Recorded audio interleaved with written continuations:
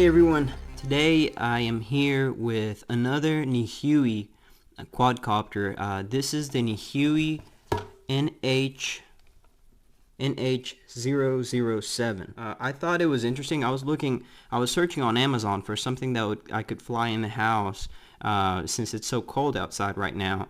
And I came across this. I thought it was interesting because Nihui makes it, and I also thought it was interesting because it's in the shape of a frog. So I thought it was just kind of cool. I would give it a try. Also, this does inverted mode. This little quadcopter does inverted mode. So I thought that was another feature that let's try it out and see how it flies. For everyone that's in the middle of winter right now, looking for something to fly indoors, this might be something cool. So let's talk about the little quad first. So the obvious thing is that it's in the shape of a frog, which I thought it's kind of weird. You would think they would try to make like a flying squirrel or a bird or something that actually flies, but they made a frog. I don't get it. I don't know if it has to do with maybe the Chinese culture or what, but either way, it's kind of cool. So it sits like that, and so the props sit on the bottom like that, and then when it's inverted, it's flying like a regular quadcopter like that. When it's on, the eyes actually blink red, so you can not blink, they stay solid red, so it's kind of cool. I have not tried flying it at night, so but I don't think it's a really good night flyer because it's so small, and it's just those LEDs there. It has these propeller guards here on the sides. They don't come off. You can't take them off unless you cut them, which it's fine. It just kind of adds to the look of the quad. It not really a problem for me. Of the box has a diagram that just shows what each button does.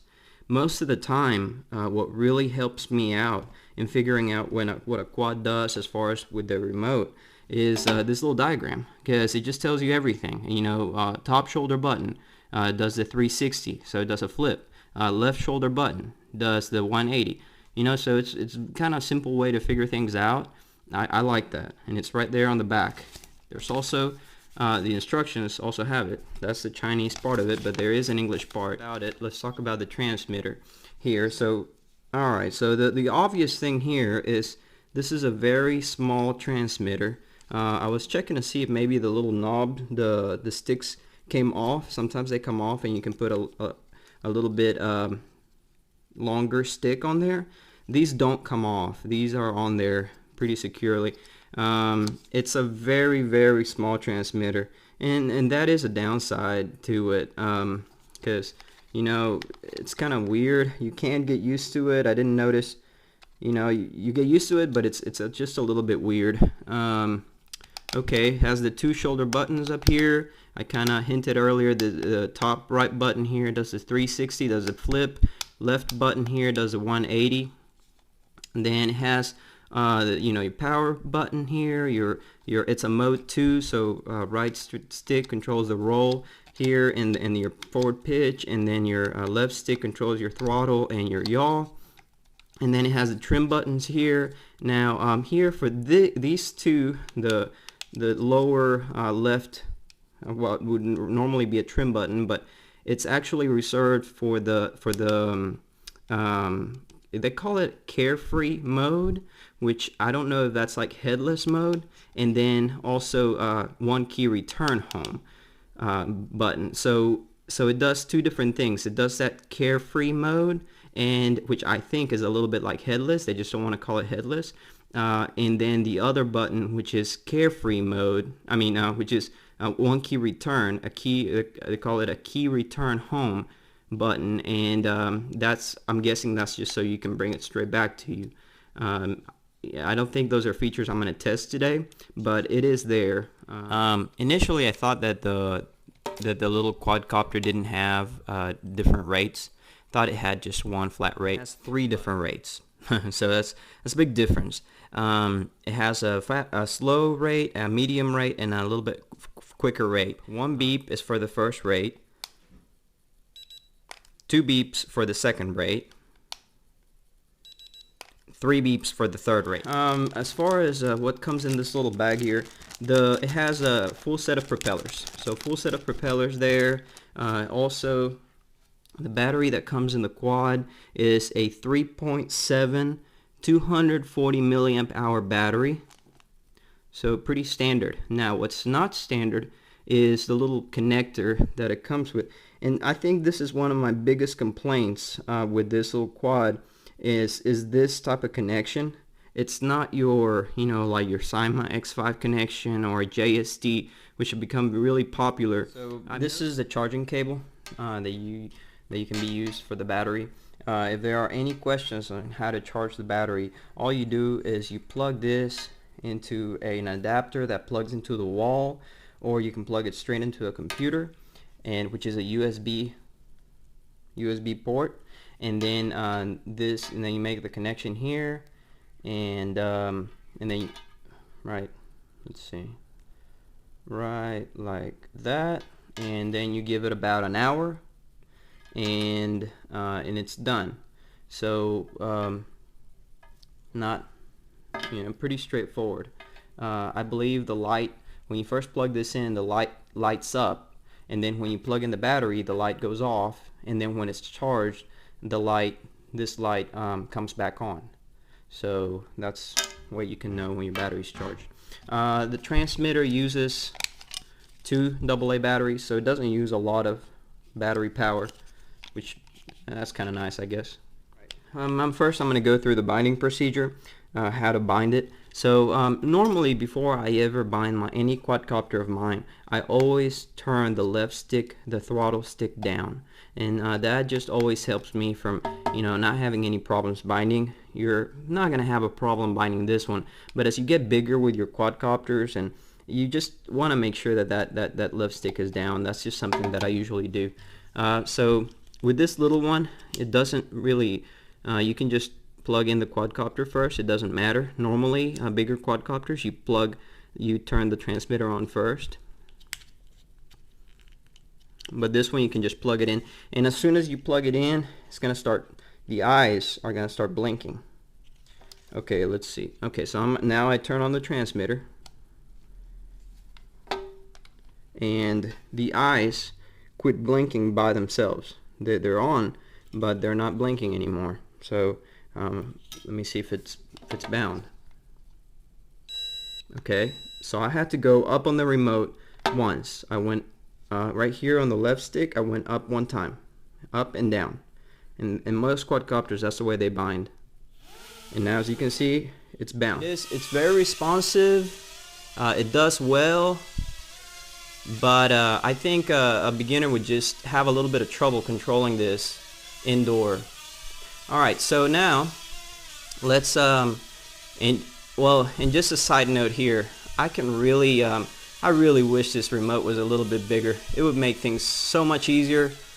So I'm gonna go to the second rate and see how it goes.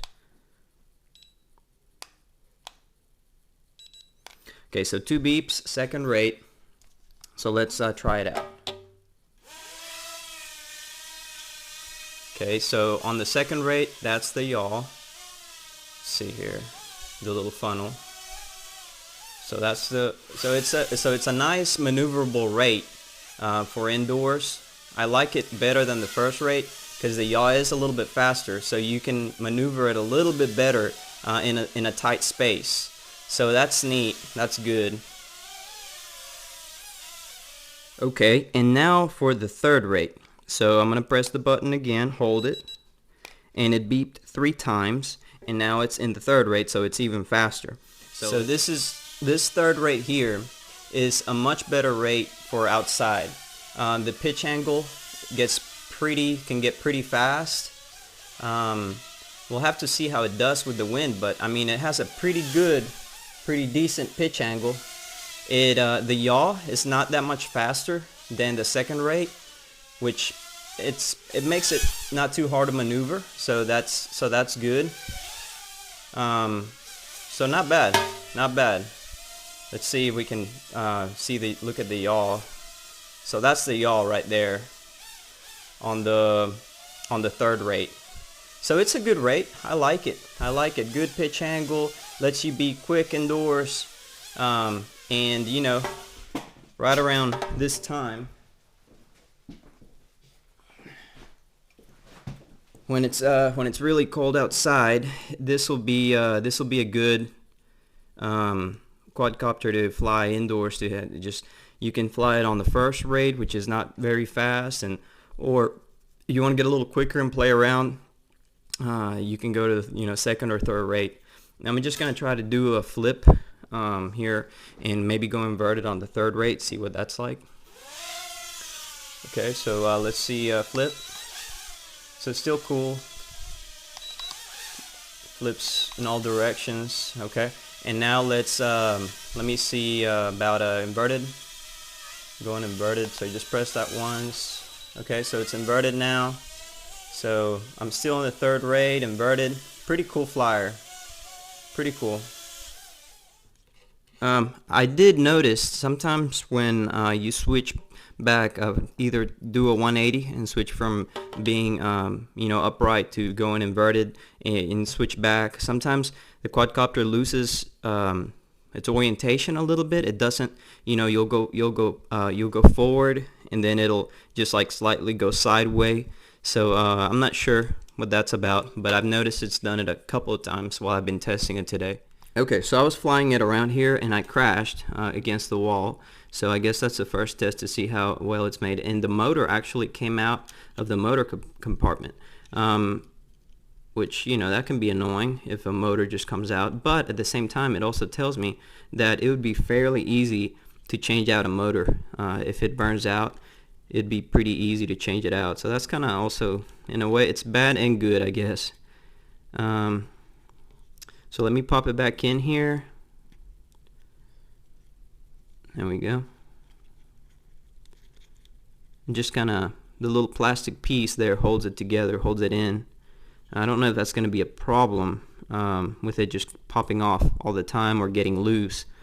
I do not like the remote. I wish that it had different connection for the battery, a more widely used connection.